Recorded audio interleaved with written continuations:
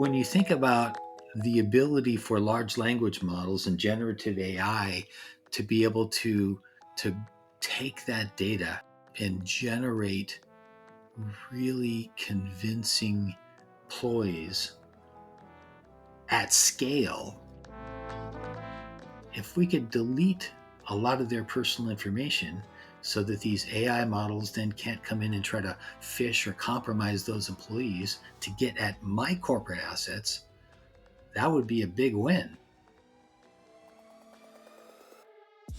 Hello everyone, I am Sergio Maldonado and this is Masters of Privacy, a set of interviews covering the intersection of marketing, data, privacy and technology with a clear goal in mind, which is redefining the relationship between people, brands and media around transparency and control. Which is to say, we're aiming for real customer centricity, or if you will, human centricity. We regularly talk to DPOs, CMOs, CDOs, and whoever else we find interesting and able to share valuable insights. So we hope you like it. Please do reach out if you have any ideas on future topics or speakers. We have Jeff Jockisch here today, and he's an independent data privacy researcher at PrivacyPlan.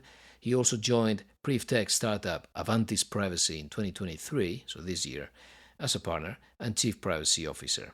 Jeff does something rather unique, which is creating and maintaining very relevant datasets in the privacy space, including the largest known database of data brokers. He studied organizational behavior at Cornell, is a CIPP US, and has spent many years working with startups, technology, and data. So he has a very good understanding of data governance and the possibilities of data science. With Jeff, we have covered a massive challenge to both privacy and security that nobody is really paying attention to, which is AI-powered phishing attacks. At a time when data brokers have made thousands of data points available about any given individual out there in the market, we are becoming much more predictable in terms of falling in the trap of a familiar message, phone call, or email request. So let's dive into it and let's see whether there is anything that we could do to get ready for this new world. Jeff, thanks for joining me. Sergio, great to be here. Okay, phishing, phishing attacks, and AI. Now we had a problem. It's sort of multiplied by 1,000. How do you see the threat from your perspective? Well, phishing attacks are really sort of the bedrock of all the sort of cyber attacks that are happening on businesses today, and really on individuals too. And I can't really get this problem out of my head because, we all work in the personal data space, right? The privacy space, and trying to protect that privacy for individuals. And that's the information that phishing attacks use, especially spear phishing attacks, to power those kinds of attacks to break into businesses, right? And to get us to do things that we don't want to do, to break into our financials, accounts, to convince us to do stupid things with our with our accounts and our money, right? And when you think about the ability for large language models and generative AI to be able to take that data and generate really convincing ploys at scale, it just boggles the mind how many phishing attacks are going to be tailored to us individually.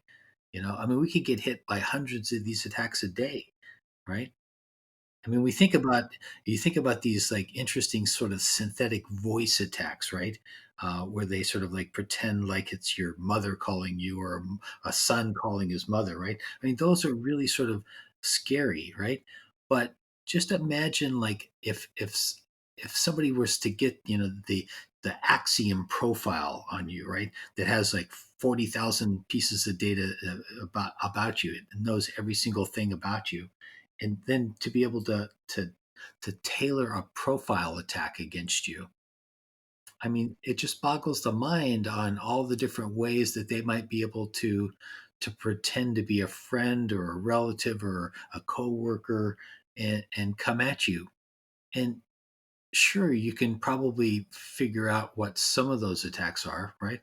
But at some point, you're going to miss one, right? And you're going to screw up and you're going to let those infiltrators in.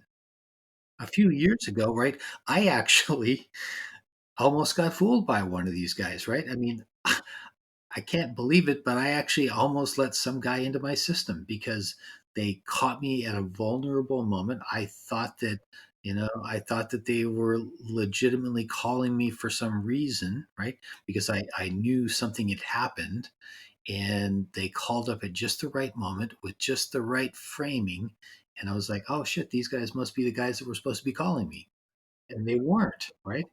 They weren't the right guys. I would say that if you're talking about an individual or even a business, there's really only sort of three things that you can do to sort of mitigate this risk. Um, one thing is that you can get rid of the data. You can delete the data. The second thing you can do is you can secure the data. Um, and the third thing you can do is you can try to train people to avoid the risk. But I think that that last one is really I mean, actually, all three of those things are really hard things to actually do effectively, right? I mean, can you actually delete all the data, right? Can I delete all of my personal data and actually live in society today? I mean, that's a pretty hard thing to do, right? Or even if you can do it, do you really want to do it, right? I mean, my company does data deletions, right? And I think we do a pretty phenomenal job of being able to delete people's personal profiles. Um, and some people need to do that,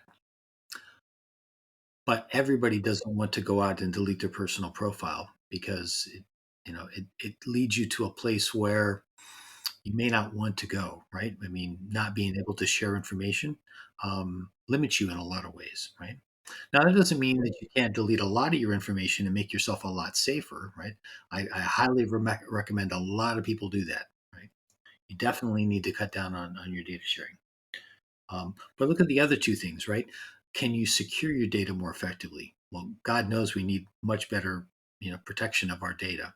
But I think ultimately, you know, we can't live in this world where data is completely unprotected. Almost all the data that's floating around, right, is completely unprotected. When I give you my name, my personal information, people put that stuff in a database, right? And each of those pieces of data are just freely shareable. I mean, sometimes they get encrypted, but rarely. I mean, even if they're encrypted, they're unencrypted for when they're in use, right? And so that information generally just floats around, and gets copied, and it's it's not really encrypted in use, right? And we're getting closer to those kinds of places, but ultimately, we actually need to be in a place where if I give you my name and my address and my demographic information, whatever it is, and I share that with an advertiser, let's say, right, I should be able to actually encrypt that data such that I give it to you for a specific use case and for a specific time period, right? And once that use case and time period go away, the data sort of disintegrates, right? And you don't actually have access to it any longer. Right? I mean, yeah, I think we eventually get there, but I don't know. Is that 5 years down the road or 20 years down the road? Right? Yeah, so let's say that at data collection level, as of today, we should probably accept that it's very hard to control it. In the end, as you said, first, socially, people are not ready to simply ask companies to delete their data. You go to your Walgreens or to whichever store, and it benefits you for them to remember that your phone number is associated to whichever discounts you're going to get, and you feel that that applies to everything. So there's a certain, and then there's the whole sort of internal psychology of credit scoring and having a record of trust. And then it means that we need to move safeguards to the other end of the equation. So at data collection, we know it's out of control.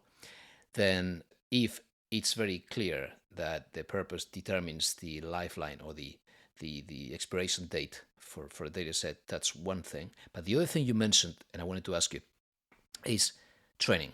Do you see teams requiring more and more training in terms of how they handle this problem, which is again phishing?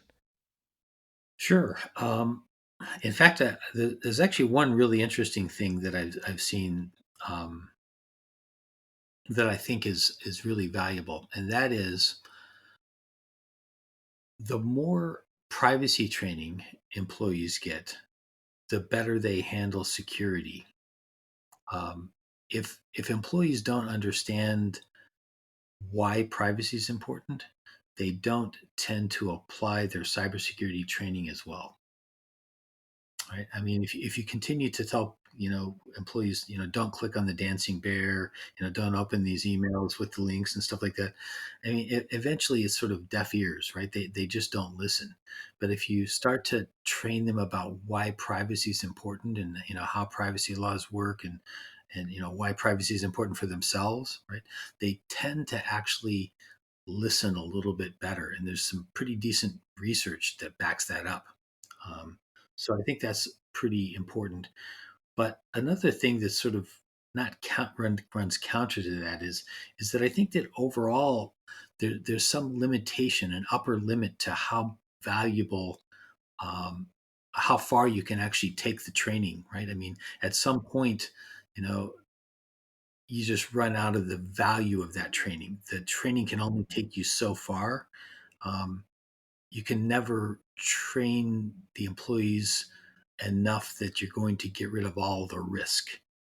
If I guess is where I'm trying to go with that, right? Um, Even the best trained employees are never going to get rid of all the cyber risk that you're going to have from these criminal elements trying to get at you, because they're just going to continue to innovate and come up with new ways, and they're going to be throwing so many threats at you. I just don't see that education is the solution. It might be part of a solution, but it can't be the entire solution. So from Avantis, you are offering this data deletion service, and we have seen consumer reports offering an app like Permission Slip. So these apps, for now, I understand. Please correct me, that you allow people to exercise their rights. So it's something that happens afterwards, after the fact.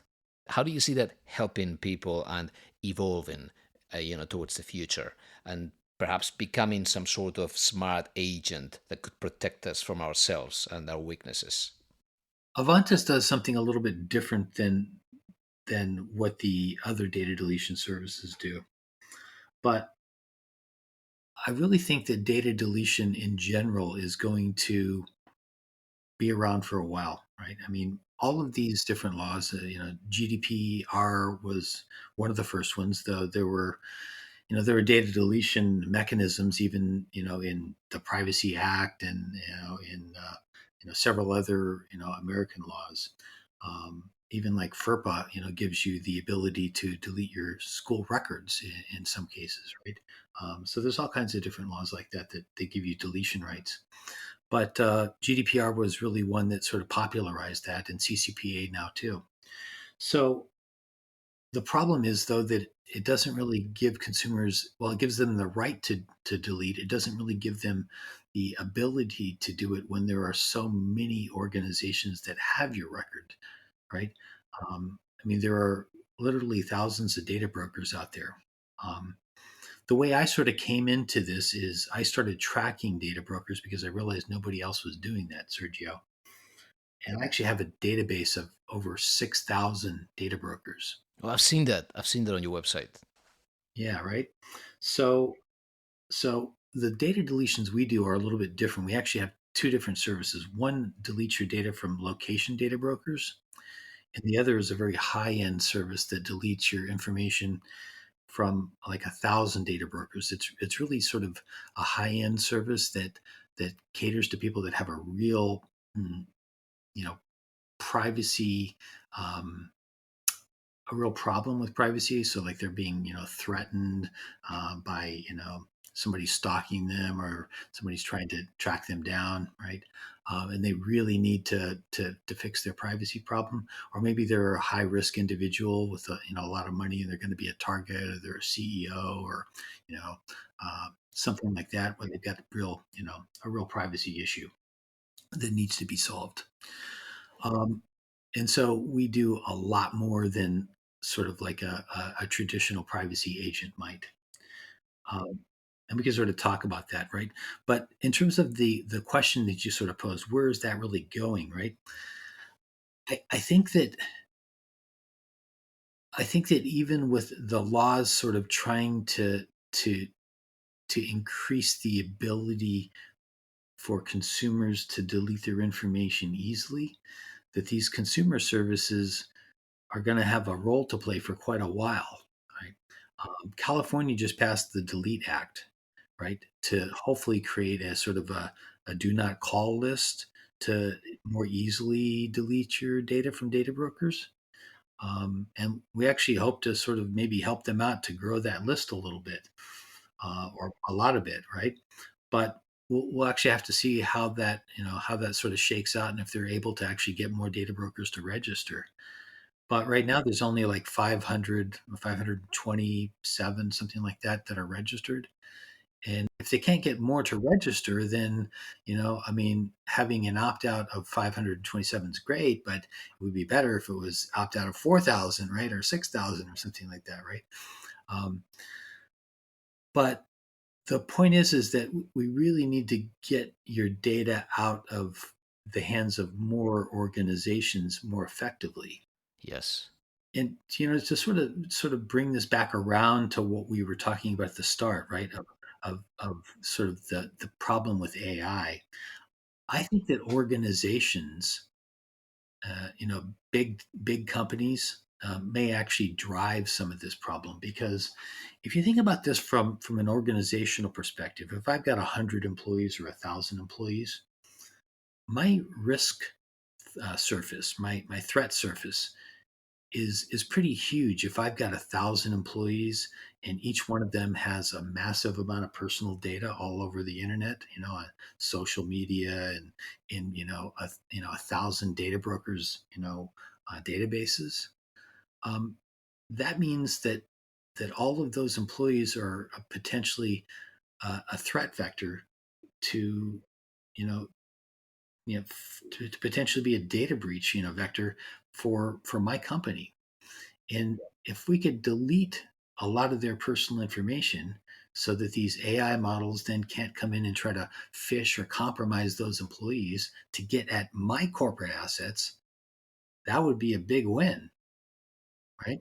So I think that actually corporations might actually start putting a lot of pressure on data brokers, because data brokers are really, the reason that a lot of this cybersecurity risk exists. So putting it together, you've got employees. The more you have, the more risk you have, because everyone is on Notion and Slack and Confluence and whatnot. Everyone has their BYOD, so everyone has their own devices for everything. And that was also boosted after COVID. Everyone is working at home, Mondays, Fridays, personal devices, children doing homework, all sorts of issues. So you've got all of these employees whose behavior can now be predicted because they're being measured for other purposes. So they are in all of these databases that are out of control. So data brokers, because data brokers, they never really, the business is built on the fact that there's no purpose limitation, right? That they Right? collect the data, and the whole idea of selling it to whoever will come asking for it is that you do not yet know who's going to buy it. That's the whole point. I believe Axiom had like 3,000 data points per individual or more. Yeah, I've heard 3,000. I've heard 10,000. At one point, I heard 40,000 data points. So if you have all of these data points and now they pertain to everything, health, location, whatever, financial data, there's all sorts of records. And the more we crave whole 360 views of the customer, as very often happens in the marketing space, since that's sort of the holy grail, the worse it becomes. So all of these employees now are a potential target for phishing, and therefore a potential target to collect even more data, to therefore attack more people, to then, through another data breach, expose more and more to another AI that could be trained even farther into better engineering to the point that nobody is able to even tell whether this is a threat. So, what would be, last question I'll ask you, a dystopian scenario and an optimistic scenario that you can foresee? Well, let me just sort of add one more little piece here, right? And I guess it sort of goes to the maybe to the optimistic piece. Yeah. So my company has sort of been focused more on the consumer piece, but we're gonna we're trying to retool a little bit on some of these sort of high end service that I told you. And, we call that signature purge, right? Where we focus sort of on high end data deletions and create a version of that product that we can apply to enterprise. And the reason we want to do that is because of this problem that we've been talking about here, the weaponization of personal data using AI and the risk that poses to corporations. And and this really started to dawn on us, quite a while ago. But when we went to Black Hat a couple months ago, we started talking to some CISOs and various other people involved in the cybersecurity field. And it really sort of rocked a couple of these people's world when we started talking about this issue. And they're like, wow, that is really just a spectacular threat vector that we haven't thought about, right? I mean, these are guys that are in the cybersecurity field, and they're like, wow, we hadn't thought about that particular risk vector. And so, yeah, I mean, I think it is a pretty big risk vector, and one that at least some of the people that we talked to weren't even thinking about.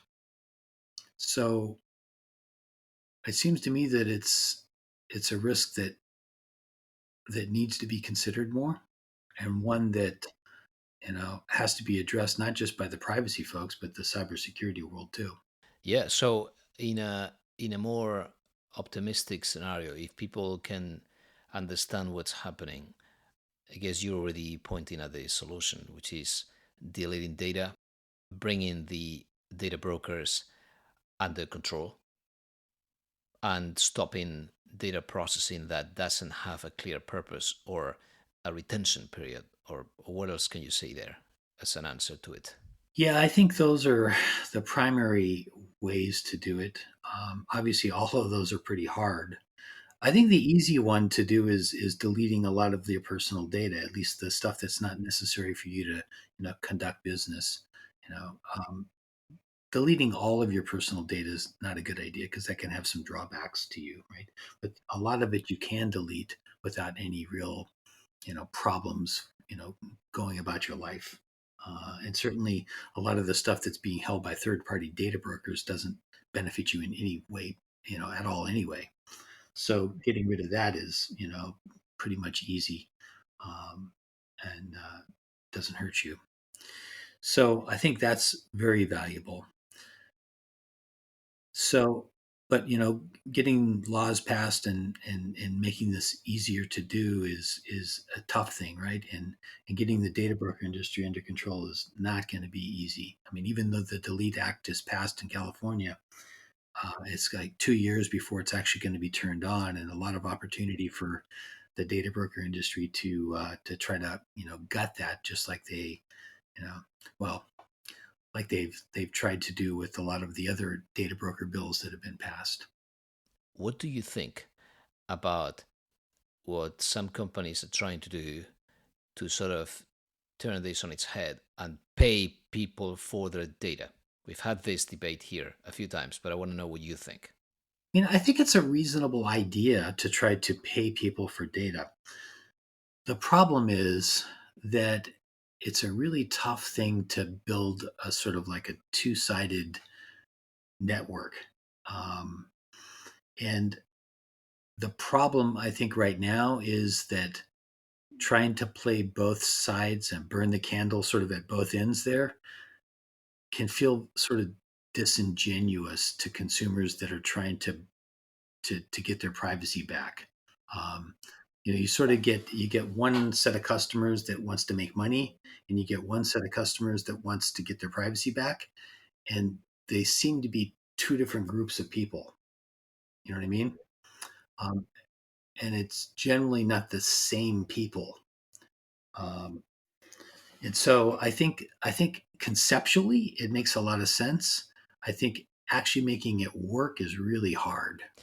Yeah, and the challenge that we always debate is that it's very hard to do something that is irreversible. If it is reversible, then who would pay for it?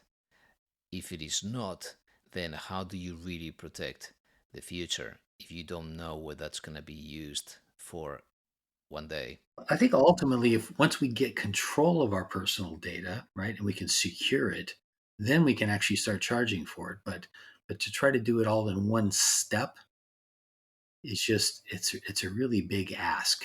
Yeah, interesting. Jeff, thank you very much. Super interesting. Well, it's wonderful chatting with you.